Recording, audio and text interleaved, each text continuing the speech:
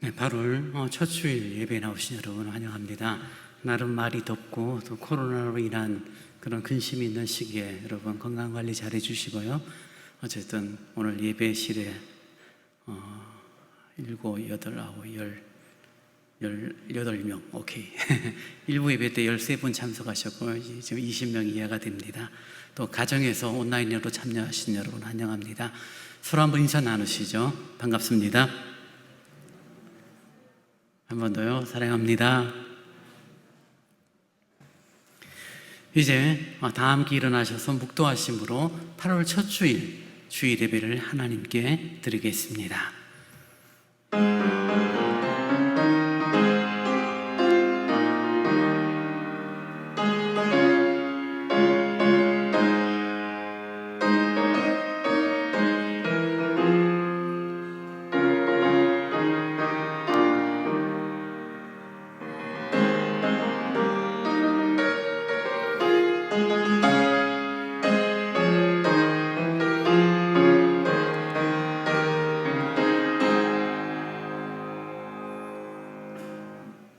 여호와여, 주의 이름을 위하여 나를 살리시고 주의 의로 내 영혼을 환난에서 끌어내소서.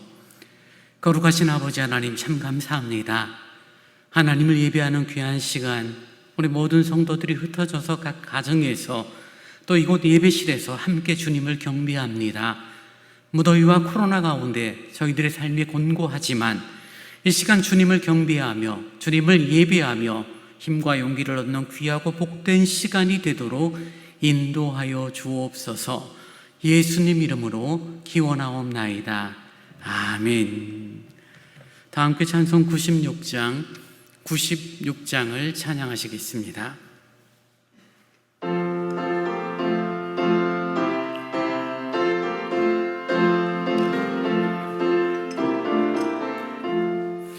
예수님은 누구신가?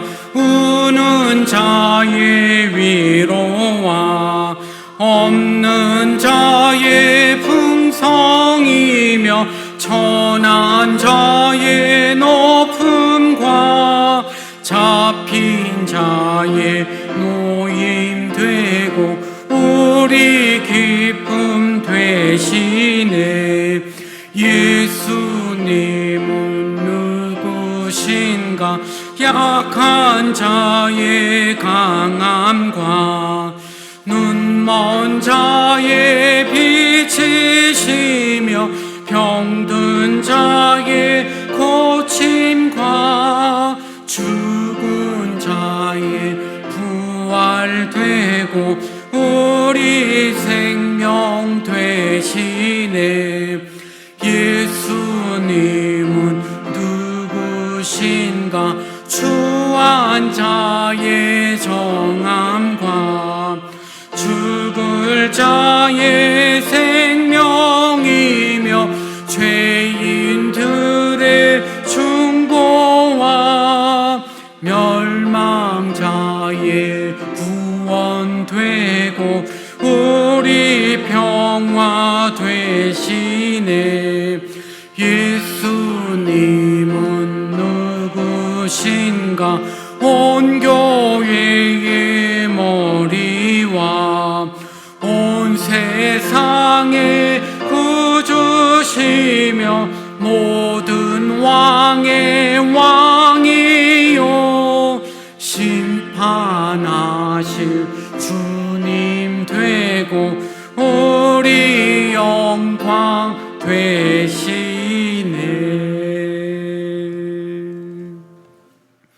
사도신경으로 우리의 신앙을 고백합니다. 전능하사 천지를 만드신 하나님 아버지를 내가 믿사오며 그 외아들 우리 주 예수 그리스도를 믿사오니 이는 성령으로 잉태하사 동정녀 마리아에게 나시고 본디오 빌라도에게 고난을 받으사 십자가에 못 박혀 죽으시고 장사한 지 사흘 만에 죽은 자 가운데서 다시 살아나시며 하늘에 오르사 전능하신 하나님 우편에 앉아 계시다가 저리로서 산자와 죽은 자를 심판하러 오시리라. 성령을 믿사오며 거룩한 공회와 성도가 서로 교통하는 것과 죄를 사하여 주시는 것과 몸이 다시 사는 것과 영원히 사는 것을 믿사옵나이다. 아멘. 교독문 31번 시편 68편을 교독하시겠습니다. 하나님이 일어나시니 원수들은 흩어지며 연기가 불려가듯이 그들을 몰아내소서.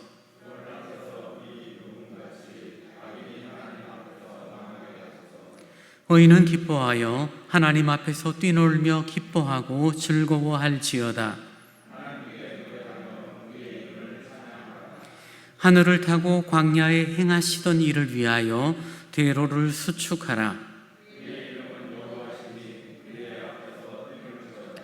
그의 거룩한 처소에 계신 하나님은 고아의 아버지이시며 과부의 재판장이시라.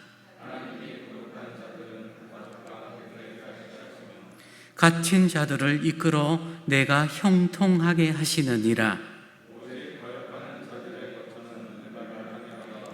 하나님이여, 주께서 가난한 자를 위하여 주의 은택을 준비하셨나이다.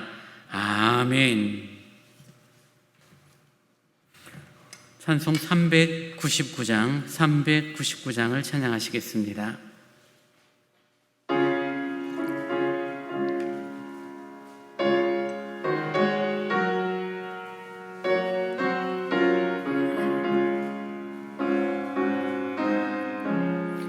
어린 양들아 두려워 말아라. 주님 우리와 함께 하신다.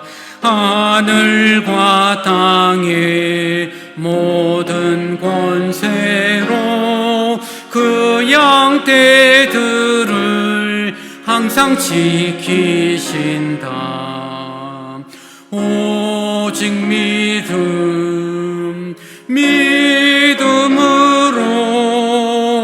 두려움 없으리. 오직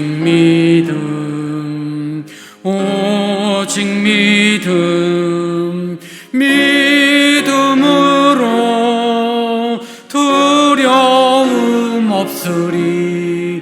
오직 믿음. 어린 양들아 두려워 말아라. 주가 내 갈 길 인도하신다. 마라의 쓴물 달게 하신 주, 그 동산에서 피땀 흘리셨네. 오직 믿음으로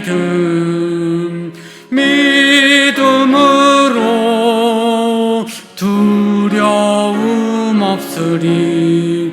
오직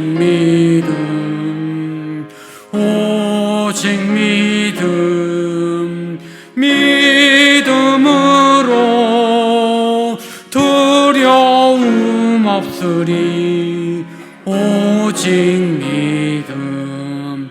어린 양들아 두려워 말아라. 주님 언제나 함께 하신다. 고난과 역경 환난 중에도 능력의 주님 너를 지키신다. 오직 믿음으로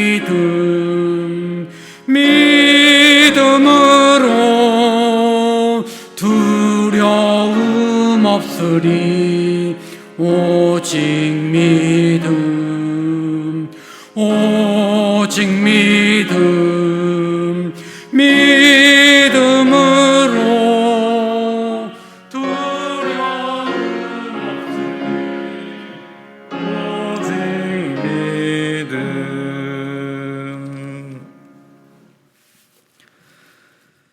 전능하신 하나님 아버지, 한 주간도 은혜 가운데 인도하시고 이 시간 주님 앞에 모였습니다. 코로나로 인하여 모든 성도가 함께 예배드리지 못하고 각 가정에서 예배를 올려드리지만 모두 하나님 앞으로 나아가 축복받는 예배가 되게 하옵소서. 우리의 조급함과 부족한 믿음, 불평불만, 암울한 현실 앞에서 세상과 태업해온 내 자신, 하나님을 원망했던, 기도하지 않던 부끄러운 모습 속에 우리 마음 중심에 주님을 모시지 않았던 우리의 모습을 용서하여 주옵소서. 이 시간 예배를 통해 치유되고 회복되는 은혜의 시간으로 인도하여 주옵소서. 수그러질 줄 알았던 코로나가 다시 확산되고 나라 경제가 혼란을 겪고 있는 이 시기에 주님께서 주시는 메시지가 무엇인지 분별력 있는 지혜를 주옵소서. 이 모든 상황을 회복시키실 수 있는 분은 주 예수 그리스도밖에 없음을 믿고 기도하며 나아가게 하옵소서. 말씀과 기도로 이 시대를 믿음 위에 서게 하여 주옵소서. 말씀 전하신 목사님에게 성령님 함께 하시어 우리가 은혜 받는 귀한 예배에 집중할 수 있는 능력을 더하여 주옵소서. 이 모든 말씀 예수님의 이름으로 기도드렸습니다.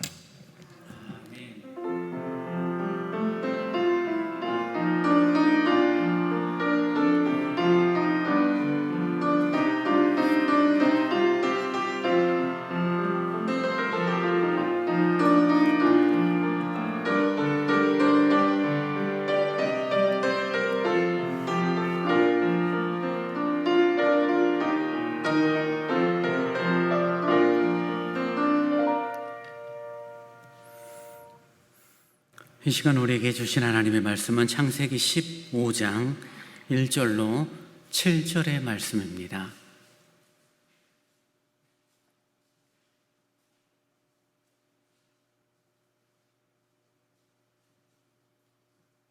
창세기 15장 1절로 7절의 말씀을 제가 봉독합니다. 이후에 여호와의 말씀이 환상 중에 아브라함에게 임하여 이르시되 아브라함아 두려워하지 말라. 나는 내 방패요 너의 지극히 큰 상급이니라. 아브라함이 이르되 주 여호와여 무엇을 내게 주시려 하나이까? 나는 자식이 없사오니 나의 상속자는 이 다메섹 사람 엘리에셀이니이다. 아브라함이 또 이르되 주께서 내게 씨를 주지 아니하셨으니 내 집에서 길린 자가 내 상속자가 될 것이니이다. 여호와의 말씀이 그에게 임하여 이르시되 그 사람이 내 상속자가 아니라 내 몸에서 날 자가 내 상속자가 되리라 하시고 그를 이끌고 밖으로 나가 이르시되 하늘을 우러러 뭇별을 셀 수 있나 보라. 또 그에게 이르시되 내 자손이 이와 같으리라. 아브라함이 여호와를 믿으니 여호와께서 이를 그의 의로 여기시고 또 그에게 이르시되 나는 이 땅을 내게 주어 소유를 삼게 하려고 너를 갈대아인의 우르에서 이끌어낸 여호와니라. 아멘. 교회 소식 전합니다. 코로나 사회적 거리두기 4단계가 다음 주일 8월 8일까지 적용 중에 있습니다. 아마 지금처럼 1000명대가 넘는 인원이 계속 이렇게 확진자가 생기면 또 연장이 될 수 있을지도 모르겠습니다. 저희 교회는 비대면을 원칙으로 주일 예배를 드리고 있고요. 9시 또 11시 예배 인원 각 19명까지 참석하실 수 있습니다. 일부 예배 때 13명이 나오셨고요. 지금 이 안에 딱 19명이 계십니다. 또 가정에서 밴드를 통하여서 여러분 예배에 참여하실 수 있습니다. 건강관리 잘 해주시고요. 무더위, 코로나 여러 가지 어려운 상황 가운데서 믿음의 길 신앙생활 지혜롭게 잘 해주시기 바랍니다. 주일학교도 지금 현재 온라인 예배로 진행 중에 있고요. 아마 주일학교에서 우리 선생님들에게 부모님들에게 온라인 참여할 수 있는 그런 카톡이나 URL을 보내고 있는데요. 우리 자녀들이 온라인 예배로 잘 참여하실 수 있도록 부모님들, 학부모님들 많이 협력해 주시기 바랍니다. 성경 1천도 운동 145호까지 진행 중에 있습니다. 이제 준비하신 주일원금을 하나님께 드리겠습니다.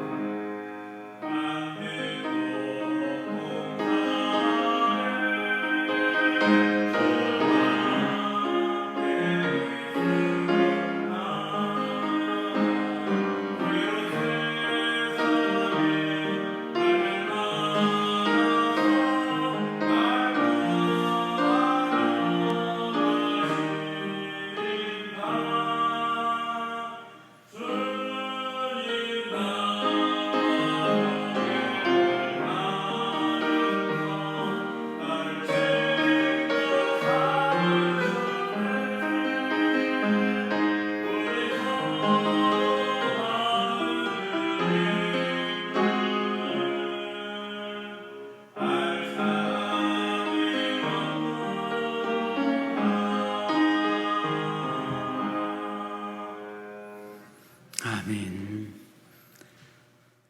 주님 고맙습니다. 곤고할수록 어두울수록 힘이 들수록 생명의 말씀이 우리의 심령 가운데 들려지기를 원합니다. 우리를 사랑하시고 우리를 이끄시는 하나님의 거룩과 하나님의 자비로움을 더욱 믿음으로 고백하는 저희들이 되기를 원합니다. 이 시간 주님을 예배하며 헌금을 드립니다. 많은 것, 넉넉한 것을 가지고 있지는 않아오나 하나님의 자비로움, 하나님의 거룩함을 이 시간 기억하며 정성으로 드리오니 받으시고 교회를 향하여 또 복음을 증거하는 곳에, 영혼을 살리는 곳에 귀하고 복되게 쓰여지도록 주님 함께하여 주옵소서.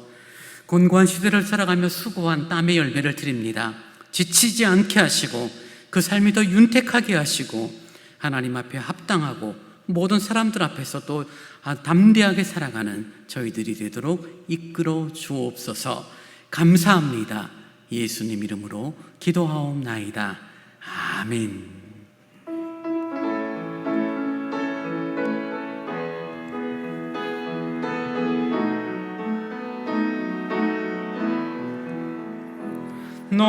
너는 시냇가에 심은 나무라. 하나님의 사랑 안에 믿음 뿌리 내리고 주의 뜻대로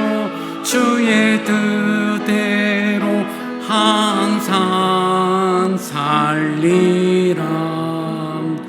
주의 시절을 쫓아 구원 열매 맺으며 주의 영화로운 빛 너를 보호하리니 주의 뜻대로 항상 살리라.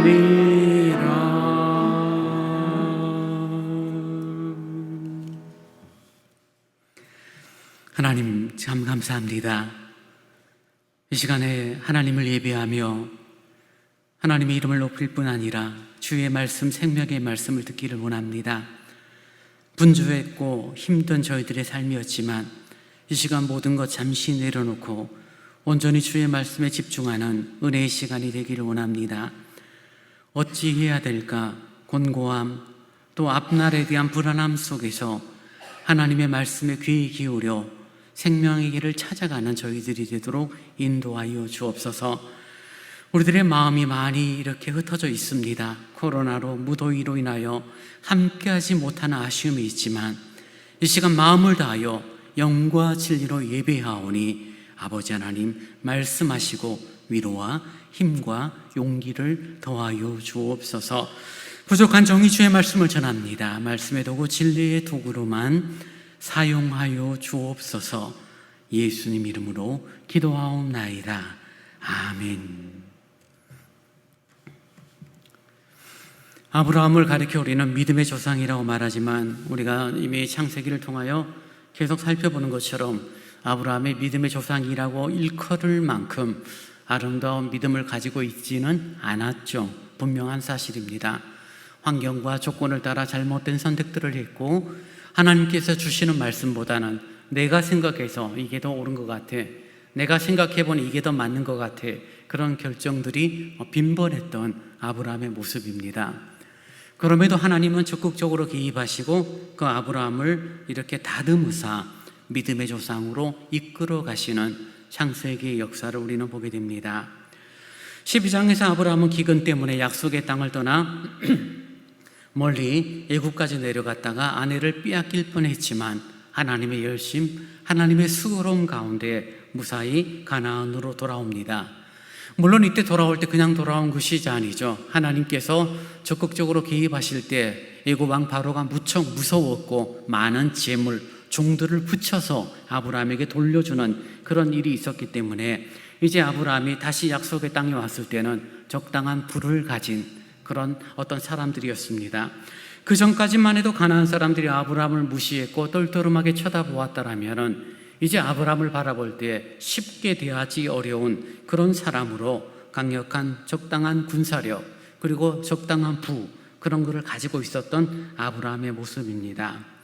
인간적으로 볼 때는 아브라함이 성공한 사람처럼 보였고 아브라함을 업신여길 수 있는 사람은 가나안 땅에 아무도 존재하지 않았지만 아브라함에게는 큰 고민이 있죠.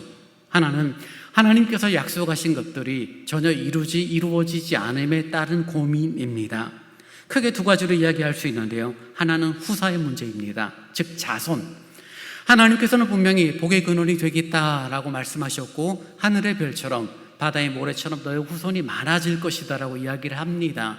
그리고 성경 전체의 구속사를 통하여서 아브라함의 후손으로 다윗이, 그리고 그 다윗의 후손으로 예수 그리스도까지 이어지는 그런 신앙의 구속사를 이 하나님께서 아브라함에게 말씀하셨지만 아브라함은 지금 답답하죠. 여전히 아들은 없고 나이는 점점점 많아져가는 그런 상황입니다. 또 하나는 많은 부를 가지고 있었는지는 모르지만 자기 땅은 하나도 없어요. 하나님께서 약속의 땅 가나안 땅, 나중에 출애굽 이후에는 젖과 꿀이 흐르는 땅이라고 일컫는 그 아름다운 땅을 하나님 주심에도 불구하고 현재는 가진 것이 땅 한 평을 갖고 있지 않은 아브라함의 모습이에요. 여러분, 하나님이 말씀하셨어요. 너의 후손이 많아질 거야. 그리고 네가 많은 땅을 가지게 될 거야 라고 말씀하셨는데 지금 아브라함이 가지고 있는 것은 땅도 없고 아들도 없어요. 그러니 하나님 말씀이 지금 내 속에서 이루어지고 있지 않아요. 아브라함의 입장에서는 하나님의 말씀이 이루어지고 있지 않지만 하나님의 개입, 하나님의 함께 하심은 늘 경험했던 부분이기 때문에 하나님의 도우심, 하나님의 이끄심에 대하여 믿어 의심하지 않아요. 근데 문제는 무엇입니까? 하나님께서 약속하신 것들, 하나님의 약속하신 것들이 실질적으로 이루어지기 위한 합당하고 합리적인 조건이 충족되지 않을 때는 그 믿음조차 흔들리는 그런 과정이 되어지는 거죠. 정확하진 않지만 하나님께서 아브라함을 부르실 때 나이가 대략 아브라함 나이가 75세 정도 될 때입니다. 사례가 거의 60대예요. 그래서 하나님의 부르심 가운데 그들이 고향 갈대아우를 떠납니다. 그리고 복의 근원이 되겠다는 말씀을 듣습니다. 후손들이 엄청 많아질 것이라는 하나님의 말씀을 듣습니다. 가나안 땅을 얻게 될 것이라고 말씀을 듣습니다. 그리고 지금 창세기 15장에 이르를 때 이때 대략의 아브라함의 나이가 100세가 되어지고 사라의 나이가 약 80대 후반 90대 정도로 추정하는 나이입니다. 그러니 지금 아브라함의 마음은 어떤 마음이에요? 하나님의 약속하신 것을 이루어야 되는데, 하나님의 약속을 이루어 가야 하는데 이룰 수 있는 환경 조건이 아니다라고 생각하니 근심, 걱정, 두려움이 생기는 것은 너무나도 당연한 부분입니다. 아무리 부를 가지고 있다 할지라도 해결할 수 없는 부분이죠. 아무리 내가 가나안 땅에 살고 있다 할지라도 땅 한 편 갖고 있지 않는데 무슨 의미가 있을까? 하나님께서 분명 하신 말씀이 있는데 그 말씀이 왜 이루어지지 않을까? 그런 고민 가운데 있던 아브라함에게 하나님께서 오늘 환상 중에 나타나 말씀합니다. 1절 말씀을 보십시오. 이후에 여호와의 말씀이 환상 중에 아브라함에게 임하여 이르시되 아브라함아 두려워하지 말라. 나는 내 방패요 너의 지극히 큰 상급이니라. 하나님께서는 지치고 상하고 두려워하는 하나님의 뜻을 이룰 수 있는 환경과 조건이 조금씩 사라지니 두려움 가운데 빠져있던 아브라함에게 나타나시고 말합니다. 너 두려워하지 마. 아브라함이 가지고 있는 마음은 두려움이 가득한 마음이죠. 앞날에 대한 불안함이 있습니다. 말씀을 이루고 싶고 말씀대로 살고 싶은데 말씀대로 살 수 있는 환경이 전혀 아니에요. 그렇게 살아가도 아무렇게 이루어질 수 없어요. 이미 나이가 100세가 되어졌고 아내의 나이가 90이 다 돼가는데 무슨 아들, 무슨 후사, 도대체 하나님께서 말씀하신 것이 무엇일까 고민 안 할 수가 없죠. 근데 하나님께서 그때 아브라함에게 말합니다. 두려워하지 마. 나는 너의 방패야. 너의 지극히 큰 상급이 되어질 거다라고 하나님 말씀하세요. 여러분, 두렵고 상할 때 하나님 말씀이 들려질 때 우리의 마음은 어떤 마음이 되죠? 아마 저도 여러분도 만약에 이런 상황이라면 정말 지치고 상한 구겨진 얼굴이 활짝 펴지면서 할렐루야라고 아마 외쳤을지 몰라요. 근데 하나님께서 아브라함에게 하신 말씀, 약속의 내용을 생각하면 할렐루야라고 말하기 참 어려워요. 왜요? 이미 내 나이가 100세요. 내 아내의 나이가 80 할머니인데 무슨 아들을 낳을 수 있습니까? 그 고민 가운데 하나님의 말씀을 듣는 그 시간에 아브라함이 하나님을 향하여 항변을 합니다. 2절, 3절 말씀을 보십시오. 아브라함이 하나님께 이렇게 말합니다. 아브라함이 이르되 주 여호와여 무엇을 내게 주시려 하나이까? 나는 자식이 없사오니 나의 상속자는 이 다메섹 사람 엘리에셀이니이다. 아브라함이 또 이르되 주께서 내게 씨를 주지 아니하셨으니 내 집에서 길린 자가 내 상속자가 될 것이니이다. 하나님께서 아브라함을 격려하세요. 위로하세요. 두려워하지 마. 내가 너의 방패와 상급이 될 것이야. 힘과 용기를 주는 말씀을 줌에도 불구하고 아브라함은 그 말씀을 받아들이기가 어려워요. 왜요? 아무리 상식적으로 이야기해도 내 나이가 100이요 아내의 나이가 90이 다 돼가는데 무슨 후사가 있을 수 있어? 그 생각 가운데 하나님께 말합니다. 하나님, 내 후사는, 나의 상속자는 어릴 적부터 내가 길리워 키운 내 종 엘리에셀이 나의 상속자가 될 것입니다 라고 대답을 하는 것은 아브라함 입장에서는 가장 합리적이고 가장 타당한 대답입니다. 믿음으로 하나님 말씀을 따라 시작했지만 그 과정과 여정이 이제는 믿음으로 판단하고 믿음으로 결정짓기에는 너무나 어려운 상황이에요. 제가 아브라함이라면, 여러분이 아브라함이라면 여러분 나이가 100살이 다 돼서 여러분의 아내의 나이가 90이 다 돼서 아들을 낳을 수 있을까? 판단한다라면 아브라함의 이 고백은 너무나도 지극히 정상적인 고백입니다. 그런 고백입니다. 내가 할 수 있는 것이 아무것도 없어요. 주님께서 어떻게 도와준다고 해도 이건 해결할 방법이 아니에요. 그러니 엘리에셀을 우리 집에서 키운 이 다메섹 사람을 후사로 세우겠습니다 라고 말하는 아브라함의 모습을 보게 됩니다. 우리가 하나님을 믿고 신앙생활하면서 참 힘든 것 중에 하나가 뭐냐면 하나님의 응답과 하나님의 도우심이 즉각적이지 않다는 것에 있어요. 하나님께서 아브라함에게 약속하신 것을 75세 때 부르시고 77세쯤 돼서 주셨더라면, 아니 애굽 땅에서 아내를 빼앗길 뻔했다라가 빼앗기지 않고 많은 부를 갖고 다시 가나안 땅에 돌아오자마자 하나님께서 응답하시고 역사하셨더라면 아브라함은 엘리에셀 생각을 전혀 하지 않았겠죠. 근데 환경이 어떤 환경이에요? 나이가 100세예요. 성경의 표현대로 사례의 경수가 끊어져서 더 이상 정말 생식할 수 없는 아기를 낳을 수 있는 조건이 아니에요. 그러니 아브라함 입장에서는 고민하고 생각하다가 어떤 결론을 내립니까? 하나님께서 우리 가정의 후사를 통하여 구원의 역사를 이루어 간다고 했는데 내가 늙고 어느덧 나이가 많아지니 이 젊은 나의 종 엘리에셀을 통하여 상속이 되게 함으로 말미암아 하나님의 약속을 이루어 갈 수 있다라는 판단을 하게 되는 것입니다. 힘들고 어렵고 무언가 할 수 있는 것이 없고 부딪히게 될 때 우리는 하나님의 하나님 되심보다는 인간의 이성, 인간의 가치, 우리는 우리의 머리, 우리의 계산을 하는 그런 습관들이 우리에게 있습니다. 하나님의 약속, 하나님의 말씀을 지금 아브라함은 자신의 이성으로 판단을 해요. 사실 하나님은 무에서 유를 창조하신 분이죠. 아무것도 없는 상황에서 있는 것을 만드신 하나님이라면 아들을 낳고 후사를 만드는 것은 아무렇게 어려운 일이 아닐 것입니다. 불가능한 일이 결코 아니에요. 근데 아브라함의 입장에서는 이 일은 정말 불가능한 일이죠. 그래서 판단하고 결정합니다. 하나님이 약속하신 것 지금 지켜주시지 않으니 엘리에셀로 제가 바꾸어 하나님의 뜻을 이루어 가겠습니다라고 말하는 것입니다.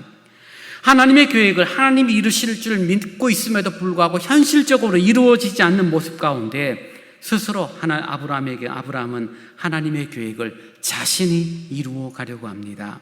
그래서 엘리에셀이 상속자가 될 것입니다라고 말합니다. 하나님은 그런 아브라함을 꾸짖지 않으세요. 본문 4절에 다시금 아브라함에게 말합니다. 여호와의 말씀이 그에게 임하여 이르시되 그 사람이 내 상속자가 아니라 내 몸에서 날 자가 내 상속자가 되리라 하시고, 지금 정말 인간적으로 절망해서 자기 스스로 하나님의 계획을 이루려고 했던, 정말 어떻게 보면 아브라함의 충성됨이죠. 그런 아브라함에게 하나님은 다시금 말합니다. 야, 엘리에셀 아니야. 내가 말한 것처럼 너의 아들이 너의 상속자가 될 거야 라고 말하는 하나님의 말씀이 다시금 전해집니다. 쉽지 않은 말씀이에요. 아브라함 입장에서는 받아들이기가 참 어렵습니다.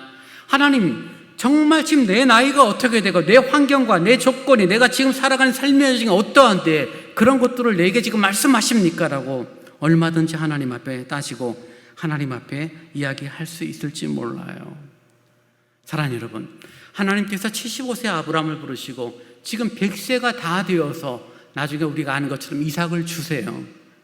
왜 그렇게 25년, 30년 가까이 시간 가운데 아브라함이 엘리에셀이라는 잘못된 선택, 그리고 16장에서는 그 아브라함의 아내 사레가 자신의 여종 하갈을 아브라함에게 첩으로 주죠. 왜요? 적어도 종은 아니라면 아브라함의 후손을 통하여서 하나님의 뜻을 이루어 간다라면 내가 이미 나이가 많아 경수가 끝났으니 나는 아이를 못 낳으니 내 종을 통하여서 아브라함의 씨를 받아서 아브라함의 후손을 이어가겠다는 16장 하갈과 이스마엘의 그런 문제를 일으키는 사례의 모습도 보게 됩니다. 그럼 그런 일이 생기기 전에 미리 하나님께서 약속하신 것을 이루시면 간단할 텐데 이렇게 길게 기다리고 또 기다리시는 이유가 무엇입니까? 하나님께서는 우리에게 약속하시고 그 약속하신 것을 분명히 이루신 분인 줄 믿습니다. 근데 문제는 뭐예요? 그 간격이 길어지고 그 간격이 끝이 안 보인다고 생각할 때 우리의 마음속에 생기는 고민들, 그리고 혼란함이라는 것이죠. 아브라함이 사레가 실수하는 이유가 여기에 있습니다. 아브라함과 사레는 자신들의 힘으로 아기를 낳을 수 있는 시간이 지나고 자기들이 아기를 낳을 수 없게 되자 자신의 방법을 택하는 그런 모습 속에서 하나님이 무엇을 말해주는 것입니까? 너희들이 스스로 우리가 무언가를 했다라는, 우리가 낳았다라는 것이 아니라 우리가 할 수 없었는데 하나님이 하셨고 우리가 할 수 없었는데 하나님께서 하시게 했다라는 것을 깨닫게 하기 위한 하나님의 시간, 하나님의 계획표라는 것을 우리들이 조금 볼 수 있었으면 좋겠습니다. 교회를 섬기면서 교회에 어려운 일이 생겼을 때 훌륭한 목사나 훌륭한 장로들이 문제들을 해결할 때가 있어요. 근데 늘 그 여파가 있죠. 어떤 여파가 있습니까? 그 목사님 문제를 해결했대, 그 장로님이 그 문제를 해결했대, 그 목사 장로가 훌륭한 사람이 되어져 버려요. 그게 나쁘다는 게 아니에요. 근데 그것이 시간이 지나면서 기득권이 되어져 버리고 그 기득권이 결국 교회에 아무런 도움 유익이 되지 않는 일들이 빈번해요. 그래서 하나님께서는 냅두는 거예요. 우리가 할 수 있는 것이 아무것도 없다는 것을, 목사가 무능하다는 걸, 장로가 무능하다는 걸 깨닫게 하사 그제서야 하나님이 개입하사 이 문제의 해결은 사람의 힘과 능력이 아니라 오직 하나님의 도우심, 하나님의 이끄심이었습니다라는 것을 깨닫게 하기 위하여 하나님의 응답이 때로는 우리 가운데 더디게 나올 수 있다는 것입니다. 사랑하는 여러분, 살면서 우리가 쉽게 해결할 수 있는 일이 있어요. 하면 되는 일들, 여러분이 안 해서 그렇지 하면 되는 일. 근데 해도 안 되는 일이 분명히 여러분 가운데 있어요. 그죠? 정말 해도 안 돼요. 아무리 애를 쓰고 아무리 준비해도 되지 않아요. 그것 때문에 혈압이 올라가고 가슴이 답답하고 밥맛도 없고 자다가 벌떡벌떡 일어나는 일들이 우리 가운데 있죠. 그럼 그 일들이 그렇게까지 힘들어지는 이유가 무엇입니까? 그 문제를 내가 해결하려고 하는 그런 인간의 노력, 인간의 일심이 있기 때문입니다. 그래서 여러분, 신앙을 가지고 있는 우리들에게는 우리가 해결할 수 있는 하면 돼요. 청소하면 청소하면 돼요. 옮기면 돼요. 그건 간단한 것들이에요. 그러나 내가 아무리 애를 써도 할 수 있는 일이 아닌 것은, 그것은 하나님께 맡기는 것입니다. 하나님께 맡겨야 될 일이에요. 하나님께 맡겨야 될 일을 내가 해결하려고 하면, 하나님이 하실 일을 내가 하려고 하면 그때부터 어긋나기 시작하고, 그때부터 늘 문제가 생기고, 그때부터 늘 갈등, 다툼, 어려움이 생겨요. 여러분, 아브라함이 애굽으로 내려가고 애굽에서 아내를 빼앗기고 지금 엘리에셀이 내 상속자라고 이야기하고 하갈을 취하여 이스마엘을 낳고, 그런 빈번한 일들의 사건들이 가지고 있는 의미가 뭐예요?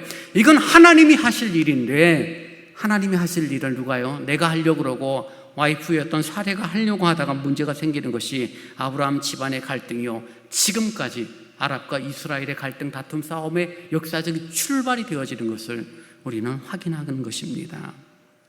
그래서 여러분, 내가 할 수 있지 않은 일, 내가 할 수 없는 일은 하나님께 맡기셔야 합니다. 그냥 하나님께 맡기면 우리는 평안을 누리게 되고 참된 자유를 압니다. 진리를 알지니 진리가 너희를 어떻게 해요? 자유롭게 하리라. 믿음 생활하면서 무거운 짐을 지고 있고, 신앙생활하고 교회생활하고 직분을 가지고 있음에도 불구하고 여전히 무거운 짐을 가지고 있는 이유는 무엇입니까? 내가 해결하려고 하니까요. 여러분, 내가 해결하려고 한다는 게 무조건 나쁜 건 아니에요. 해결할 수 있는 일은 해결하세요. 해결되지 않는 일은 주님께 맡기는 분별력이 이 시대에 필요합니다. 아브라함은 자신의 능력으로는 이걸 해결할 수 없는 일입니다. 자신의 인간적인 관계에서는, 인간적인 육체로는 더 이상 자녀를 낳을 수 없어요. 불가능이에요. 그러면 하나님께 맡겨야 되는데, 하나님께 맡기는 것이 아니라 자신의 방법을 찾습니다. 나의 종 엘리에셀, 사례도 찾습니다. 내 종 하갈을 통하여서 아들을 낳게 하는 것이 하나님의 뜻을 이루는 것이다라고 스스로 판단하는 아브라함과 사례의 어리석음을 우리는 본다는 것입니다. 내가 할 수 없고 내가 할 수 없는 일이라면 주님께 맡기고 이제는 그 안에서 우리가 참된 자유를 누리는 믿음의 여정이 우리에게 필요합니다. 하나님께서는 그런 아브라함을 데리고 밖으로 나가십니다. 5절을 보십시오. 그를 이끌고 밖으로 나가 이르시되 하늘을 우러러 묵뼈를 셀 수 있나 보라. 또 그에게 이르시되 내 자손이 이와 같으리라. 하늘을 바라보게 합니다. 물론 요즘 서울에서는 하늘 봐봤자 별 하나 잘 보이기 어렵지만 차 타고 1시간만 나가면은 정말 강원도만 가도 하늘의 별들이 무수하다는 것, 맑은 날은 정말 은하수를 볼 수 있죠. 손으로 헤아릴 수 없을 만큼의 많은 묵별들을 우리들이 보게 됩니다. 우리는 힘들고 어려우면 늘 땅을 쳐다볼 수 없어요. 하늘을 보지 않아요. 하늘을 볼 여유를 놓치는 것이 인생이 가지고 있는 무거운 삶이에요. 하나님은 아브라함에게 하늘을 보라라고 말합니다. 하늘의 묵별을 보라고 말합니다. 저 많은 묵별들을 바라보고 반짝이는 별들을 바라보고 지금 너의 후손이 아무것도 없는 것처럼 보이고 네가 할 수 있는 것이 엘리에셀을 종으로 세우는 것을, 후사로 세운 것을 네는 계획하고 있지만 그게 아니야. 네 몸에서 난 후사가 저 하늘의 별처럼 하나님 앞에서 아름답고 번성되어지는 그런 자손의 많아짐, 내 약속을 이룰 것이다라고 아브라함에게 말씀합니다. 눈을 들어 셀 수 없는 많은 별들을 바라보고 저 셀 수 없는 많은 별들처럼 너의 후손들이 이루어질 것이다라고 주님께서 다시금 아브라함에게 확인시켜 주십니다. 아브라함의 상한 마음, 아브라함의 두려운 마음, 아브라함이 자기 스스로 하나님 뜻을 이루고 싶어 했던 그 아브라함의 마음을 변화시키시는 하나님의 역사를 봅니다. 사랑하는 여러분, 우리들이 미신이라는 단어를 사용하고 있고 신앙, 믿음이라는 단어를 사용하고 있는데요, 이 미신과 신앙의 형태들이 비슷해요. 열심히 기도하고 열심히 헌금하고 열심히 봉사하고 열심히 수고하고 다 똑같아요. 근데 정말 결정적인 차이가 있습니다. 무속신앙, 미신과 우리들이 가지고 있는 믿음의 차이가 있는데요, 무속신앙, 미신이 가지고 있는 가장 큰 장점이 무엇입니까? 어떤 문제가 생겨졌을 때 내 목적을 쟁취하고 내 목적을 이루기 위하여, 사업이 잘 안 돼, 자녀가 안 돼, 내 몸이 아파, 그 문제를 해결하기 위하여 돈이나 능력이나 자신의 재주로 귀신을 달래고 얼러서 그래서 자기 목적을 쟁취하려는 것이 미신, 무속신앙의 특징이에요. 신이 노했다는 거죠. 관우장군이 노했고 장비실이 노했으니 돈을 들여서 구슬을 해서 그들의 마음을 풀어주면 당신의 건강이, 당신의 앞날이 형통하게 될 것입니다라고 말하는 것이 미신, 무속신앙이잖아요. 즉 미신이나 무속신앙이 가지고 있는 것은 자신의 변화에 대해서는 관심이 없어요. 나를 힘들게 하는 귀신을 변화시키고 내 환경과 조건을 변화시키려고 하는 것이 미신이 가지고 있는 장점이고 특징이 되어져요. 나는 그대로고 환경과 조건이 달라지고 내가 가진 돈, 내가 가진 능력을 통하여서 얼마든지 귀신의 마음을 바꾸려고 하는 것이 우상숭배요. 그것이 무속신앙입니다. 신앙은 뭐예요? 하나님은 안 바뀌시죠. 늘 어제나 오늘이나 영원토록 동일하신 분인데 그 신앙은 무엇입니까? 내가 기도함을 통하여, 내가 말씀을 들음을 통하여, 내가 그분 앞에 부복함을 통하여서 뭐가 달라져요? 환경과 조건이 달라지는 것이 아니라 그 달라지지 않는 환경과 조건 속에서 살아가는 내 자신의 삶이 변화되고 달라지는 것이 신앙이 가지고 있는 특징이라는 것입니다. 형태는 비슷한 거죠. 열심히 기도해요. 열심히 봉사해요. 열심히 섬겨요. 무속신앙도 그래요. 무당들 춤추는 거 보세요. 굿하는 거 보세요. 정말 죽어라고 해요, 여러분. 우리들이 찬송 부르는 거 그 이상이에요. 근데 그것을 통해서 자신을 변화시키려는 안 해요. 신을 변화시키려고 하고 귀신을 움직여서 자신의 이익을 얻으려고 한다면 신앙은 기도를 통하여서, 말씀을 통하여서 내 자신을 부인하는 거죠. 내 자신이 달라지고 내 자신이 변화되어지고 여전히 하나님의 하나님 되심을, 하나님 계심을 내 인간의 이성과 인간의 합리적인 판단과 이성과 경과 어떤 합리적인 생각으로는 이루어질 수 없음에도 불구하고 믿음은 하나님의 전능하심, 하나님의 역사를 믿게끔 만드는 그런 아름다움으로 나 자신을 변화시키는 능력이 믿음이라는 것을 우리는 확인하게 됩니다. 그래서 여러분, 열심히 교회 나와서 복 받으려고 하는 것은요, 신앙생활 하는 게 아니에요. 열심히 나와서 헌금생활 열심히 하고 교회생활 열심히 하고 직분 잘 받으면 결국 뭐예요? 내가 그것 뜻을 통하여서 무언가 얻으려고 하는 미신, 무속신앙의 그런 스타일을 교회 내에서 그대로 투영하는 것밖에 되지 않습니다. 우리들의 신앙은 내가 무언가를 얻기 위하여 나가는 것이 아니라 죄로 죽었던 나가 하나님 앞에 범죄한 죄가 되어서 영원한 지옥 형벌에 처했던 내가 그리스도 예수를 믿고 나 자신을 변화시키고 쳐서 복종시켜 주님의 뒤를 따라감을 통하여서 영생 복락을 얻는 참된 구원의 길을 걷도록 이끄시는 하나님의 손길, 그 하나님의 자비로움을 따라가는 것이 바로 우리들의 신앙이 되어져야 하는 것입니다. 아브라함은 여전히 미신, 무속신앙적인 관점에 가득 차 있어요. 그러나 조금씩 하나님께서 그에게 믿음을 알려주세요. 마치 목각 인형을 다듬을 때 하나씩 다듬어요. 처음에는 아무것도 아니에요. 뭉퉁한 나무 덩어리였는데 어느 날 이쁜 인형이 되는 것처럼 하나님께서 거친 아브라함을 다듬으사 믿음의 조상으로 이끌어 가시는 모습을 보게 됩니다. 그런 아브라함을 향하여 하나님께서 6절에 이렇게 말씀하세요. 아브라함이 여호와를 믿으니 여호와께서 이를 그의 의로 여기시고 또 그에게 이르시되 너는 이 땅을 내게 주어 소유를 삼게 하려고 너를 갈대아인의 우르에서 이끌어낸 여호와니라. 하나님께서 그런 아브라함을 믿음을 의롭게 여기셨다라고 말씀합니다. 하나님께서 아브라함의 믿음을 보신 거죠. 정말 작은 믿음이에요. 작은 씨처럼 숨겨져 있었어요. 표현하지 않았어요. 엘리에셀, 이 종이 나의 후사입니다라고 말할 만큼 믿음보다는 인간의 이성, 인간의 가치, 인간의 합리적인 판단을 우선시 여겼던 아브라함이지만 그 안에 담겨져 있던 작은 믿음을 주님께서는 기쁘게 보시고 의롭게 여깁니다. 사도 바울은 로마서 4장에서 이 창세기 15장 6절의 말씀을 해석해서 이렇게 표현을 합니다. 아브라함은 희망이 사라진 때에도 바라면서 믿었으므로 너의 자손이 이와 같이 많아질 것이다 하신 말씀대로 많은 민족의 조상이 되었습니다. 그는 나이가 100세가 되어서 자기 몸이 이미 죽은 것이나 다름이 없었고 또한 사라의 태도 죽은 것이나 다름없는 줄을 알면서도 그는 믿음이 약해지지 않았습니다. 그는 하나님의 약속을 믿고 의심하지 않았고 오히려 믿음이 굳세어져서 하나님께 영광을 돌렸습니다.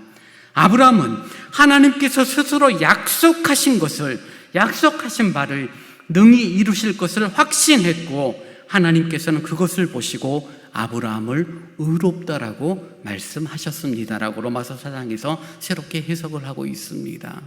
아브라함이 한 것이 뭐가 있어요? 아무것도 없어요. 한 것은 불순종이었어요. 한 것은 헛짓밖에 한 게 없어요.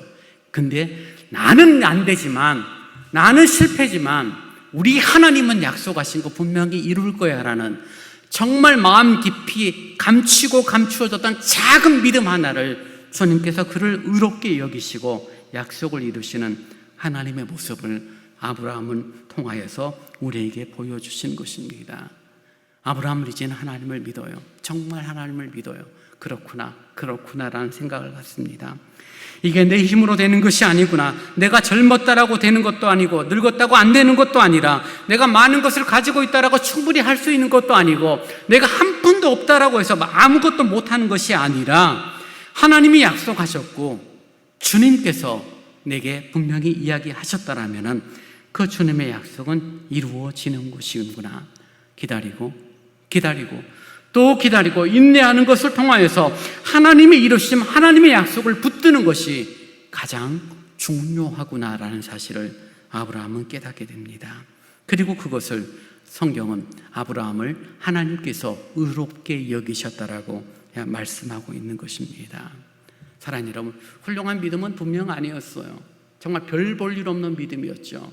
그러나 그 별 볼 일 없는 믿음을 가진 아브라함을 귀하게 여기셨다라면 오늘 2021년을 살아가는 저와 여러분, 8월의 첫 주일을 살아가고 참 더위 가운데 지쳐있고 코로나로 인하여 힘들고 이런저런 삶의 곤고함 가운데 우리들이 얼마나 마음이 무거운지 몰라요.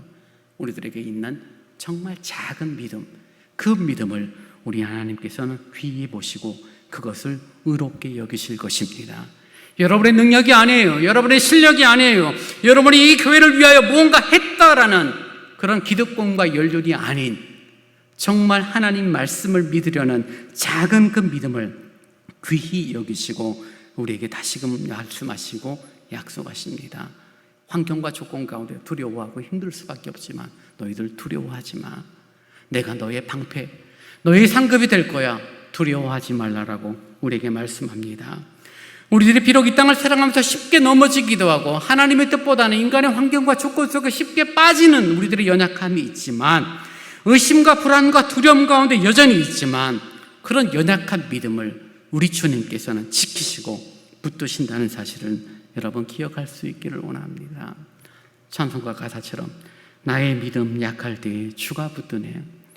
나의 영혼 약할 때에 주가 붙드네. 나를 붙드네. 누가요? 사랑하는 나의 주, 그분이 나를 붙들어 주십니다. 그래서 지금 내가 있고 지금의 삶이 우리에게 있는 것입니다.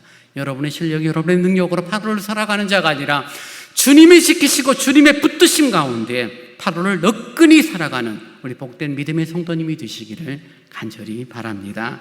이제 다 함께 일어나 찬송 374장을 함께 찬양하시겠습니다.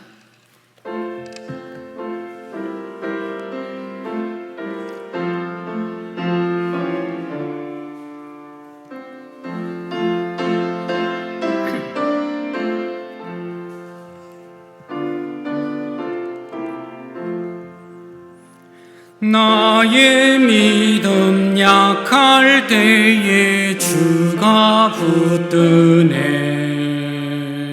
마귀 나를 꾀일 때에 주가 붙드네. 나를 붙드네. 나를 붙드네. 사랑하는 나의 주 나를 붙드네. 우리 구주 아니면 서지 못하네. 나의 사랑 식을 때에 주가 붙드네. 나를 붙드네. 나를 붙드네. 사랑하는 나의 주 나를 붙드네. 나를 귀히 보시고 항상 붙드네. 구원 얻은 사람을 항상 붙드네. 나를 붙드네. 나를 붙드네. 사랑하는 나의 주 나를 붙드네. 나의 영혼 약할 때에 주가 붙드네. 피를 흘려 샀으니 주가 붙드네. 나를 붙드네. 나를 붙드네. 사랑하는 나의 주 나를 붙드네.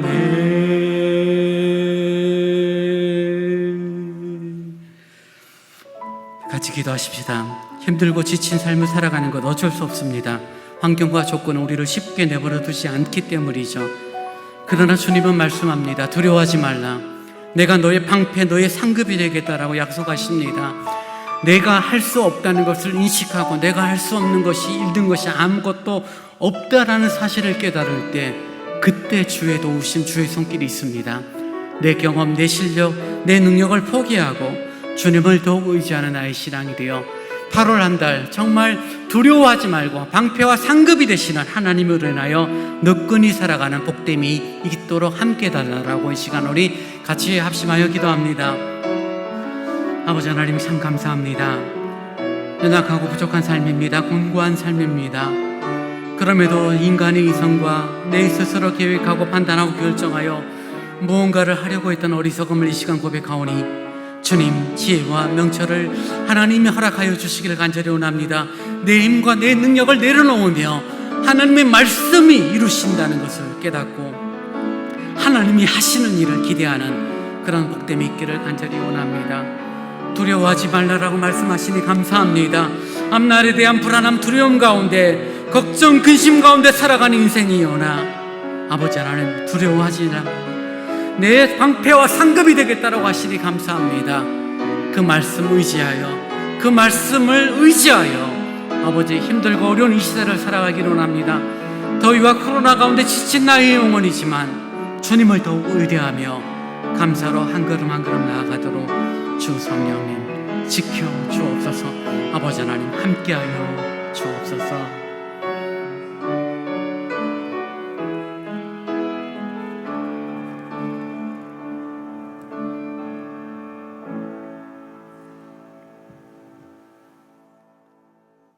지금은 우리 주 예수 그리스도의 은혜와 우리 아버지 하나님의 무한하신 사랑하심과 성령님이 함께 하시며 교통하시며 위로하심이 내 힘, 내 능력을 다 내려놓고 내가 할 수 있는 것이 아무것도 없을 그때 놀라운 역사 가운데 함께 하실 하나님을 갈망하며 환경과 조건을 넘어서는 감사로 8월을 살기를 원하는 오늘 예배에 참여한 모든 성도들, 또 가정에서 온라인 예배로 참여한 모든 성도들 위해 이제로부터 영원토록 함께 있을지어다.